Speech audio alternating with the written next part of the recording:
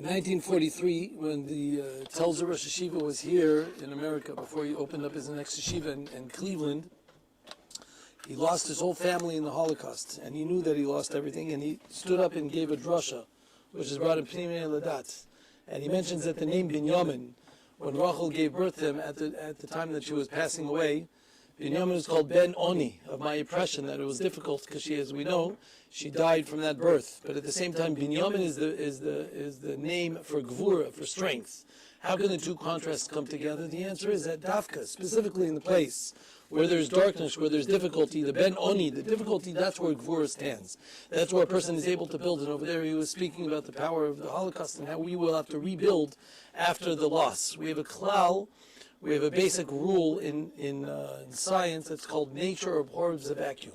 In all of nature, whenever there's a vacuum, it tries to supplement for that vacuum, from that empty space, in order to make sure that there is no empty space. We try to make sure that things are at a perfect equilibrium. That is the intention of what happens in nature. And so too, when we are in a zman of choshech, when there's a time of difficulty, our objective is not to ignore the choshech, but to work with it to strengthen ourselves, to build us to our biggest strengths. We call our wives an Ezer Kenegdo. Sometimes we think of them as Kenegdo, and sometimes an Ezer, as we all know. But on the contrary, the more something is Kenegdo, the more of an Ezer it is. The more it strengthens your muscles. The idea of Kenegdo, even without the idea specifically of the wife, the Kenegdo, the difficulties, the more they inhibit yourself, the more you take, but use them as an Ezer. That's where the building blocks should come. Some people can ignore it, run away from it, but some people will know how to utilize it to make them the best they can be. This explains the Mishnah in Pirkei Avot in the beginning of Parakeh, which says, Asar Dor me Adam HaNoach. Until Adam HaNoach, it says there were 10 generations. And over there it says it's coming to tell us that they were machisim, they were angering HaKadosh Baruch Hu for 10 generations, until he brought to them the Mei Mabul. He held himself in, HaKadosh Baruch Hu was Erech HaPayim, he waited for 10 generations. But then, the Mishnah continues that there are 10 generations from Noach until Avram Avinu.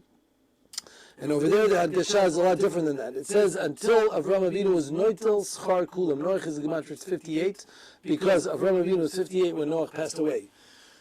It says different. By Avram Avinu, he took schar keneged kulam. It doesn't say anything about Noach taking the schar, because by Noach, the idea of the generation around him, he was a tzaddik. Why we should reach the levels of a sidkus.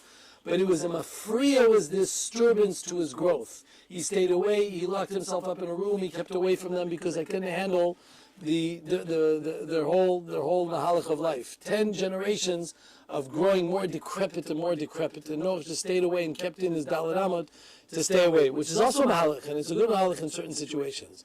But as Rabbeinu Yonah writes over there in Pirkei Avot, and Rav Desser expands on it a lot more, the idea is, Ki Avram Avinu mile kol chesronot. He did much better. He took the chisaron, he took the vacuum, and he filled it up. He took the choshech, and that was adarabah. That was the strengthening point. That's why he was able to reach Avram Avinu, because he was in such a point of darkness. He was Avram Ivri.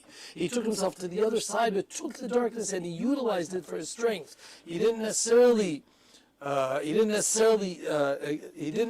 ignore the Nimrod. He fought against him. He made sure that I'm able to go ahead and vanquish and conquer, because that comes from the koach of an Avrinu, and that's why he was able to get schar keneged kulam. He was able to take their place, because on the contrary, he used them as a stepping stone to be able to do that. We know that Chazal Darshan Vayitzer Adam is written with 2 yuds, one with the Yetzer Tov and one with the Yetzer Ra. We have 2 building blocks. How can a little yud is keneged olam haba? That's why it's the smallest letter. It's a little dot, and it's always keneged olam haba. There's yud and there's hey. Hey is olam hazeh, and yud is olam haba. How can the yud, which is representation of olam haba, be used for also the Yetzer Hara? The answer is the real ticket to get to olam haba is sometimes to utilize that Yetzer Hara and use it as the building block that I can get there, taking the ezer but also the kenegdo. The kenegdo is a place where I can build. The nishon is the places where it's not so comfortable to use that and say, hey, maybe that's a reason where I can change. People complain that it was cold outside in the sukkah a couple weeks ago and I have to go inside and it's too difficult to be inside of there. But for some reason in a stadium they're capable of staying shivering inside, or a woman can dress a little bit not tzarua sometimes in places where she might be shivering, but it's worth it in order to be able to dress in a certain in a certain way. We have to know to pay attention to those places. One person one time came to our Rav and says, I understand why you're paying for a lemon so many hundreds of dollars. You guys pay for this lemon so much money. A lemon is cheap. And that's right. Well, we need to go ahead and spend so much money on it. He goes, sir, when you go to a restaurant, you'll travel 45 minutes an hour to be able to get there. You'll flip the bill for, it could be between 50 and $100 sometimes to be able to get the best you could do.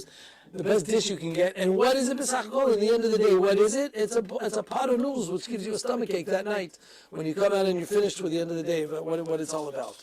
Why? Because of the ambiance, because for you there's something special about what's all around it. So in etrog, netzach netzachim, there's a lot more than what meets the eye. We should be able to use these factors to be able to push ourselves sometimes. And I know that, Shnayim Mikra is not always the easiest thing to do to be able to keep the pace, but compared to the other things that sometimes we're in Moser Nefesh about, and sometimes you should be able to take the extra step, take the extra initiative, realize that it's a mitzvah derabanan of being Mekayim, not just a mitzvah of Talmud Torah, but a mitzvah derabanan of being Mekayim. And with that, Bezrat Hashem will be able to continue this incredible feat of continuing Shnayim Yomi. Shabbat Shalom.